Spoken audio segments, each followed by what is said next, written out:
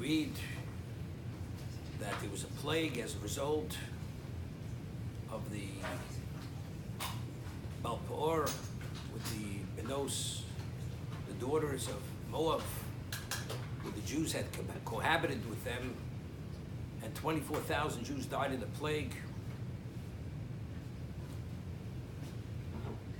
And the Torah again counts them, similar to a shepherd, where a wolf goes into the flock, and then the shepherd wants to know how many sheep remain, so they're counted again.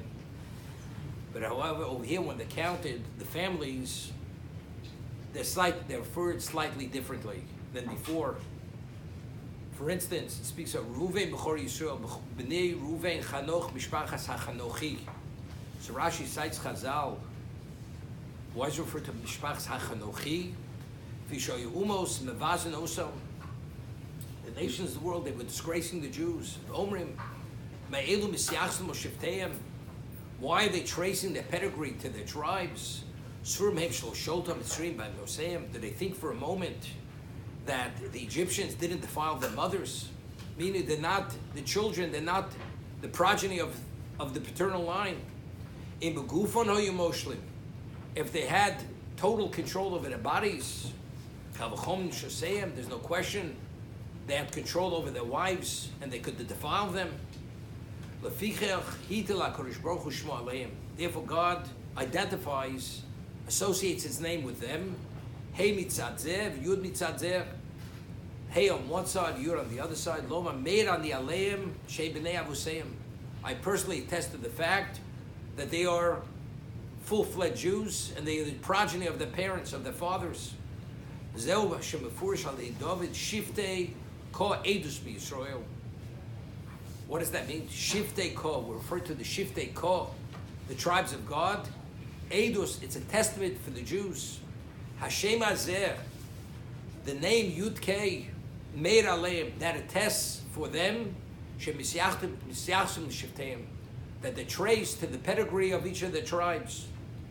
Lefichach Makulam Kosav HaChanochi HaPalui, therefore every one of the families, you have the Hey and the Yud associated with the family. Avo B'Yimno, Lehutzach Mishpachs HaYimni, it didn't have to say family of Yimni, because the word Yimna has the Yud and the Hey naturally, therefore it doesn't have to refer to as Hayimni. So the obvious question is, what about originally? This Kal V'chomer, this logical approach. If they dominated your bodies, don't they think you defiled your wives? I mean, we're counting ourselves multiple times since we left Egypt. But never until now did Hashem have to come to attest to the fact that we're the pedigree of our fathers, of the paternal line. Although this Kal V'chomer, this question and this claim, they could have said from day one, when we left Egypt, who are you fooling? Don't you think you're the progeny of the Egyptians? If they dominated your bodies, don't you think they defiled your wives? Why only now? We find that when the Jews were counted originally, it says, so Rashi cites Chazal, they brought Sifsei Yehuseim.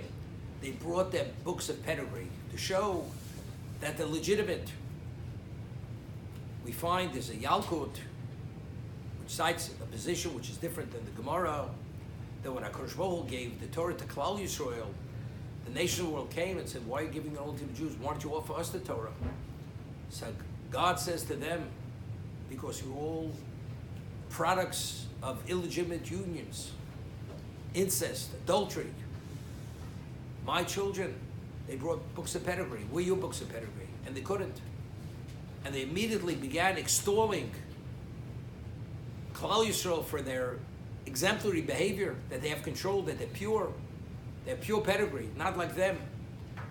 So what happens? It comes to the story of Balpor, when the Jews engaged with the Bnos Moab, Hashem says, they say to him, so now, what about now?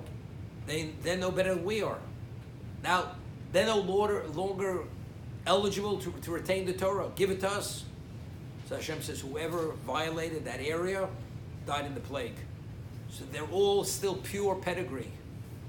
So again, what was the point? initially where the Jews' behavior was exemplary, and there was only one Jewish woman who was defiled by an Egyptian, Shlomis Bas Divri, it never entered their minds even to question the pedigree of the Jew. Because the Jew never behaved in a way which was not the ultimate level of what? Of modesty. But now that the Jews breached that, and they behaved no differently than the nations of the world, they said, look, we're all the same. So now already there's been a breach. Now we've been tarnished. So once we're tarnished, they say, so okay. So now all of a sudden, we think, all along we've been fooled. Maybe you're no bit different than we are. As we're all products of illegitimate unions, you're also. Hashem says, I attest to the fact. Hachanochi apalui. Shiftei ko edus v'Yisrael. Hashem, Yud-Kei, is what is the edus. That's the testament that the Jews are purebreds. We're not from illegitimate unions, as the nations of the world are.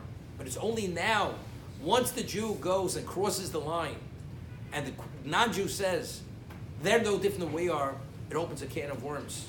Although it's baseless. Therefore, Hashem had to come to a test and say the Jews are only the ones who have relevance to Torah. As they're pure, they have relevance to purity.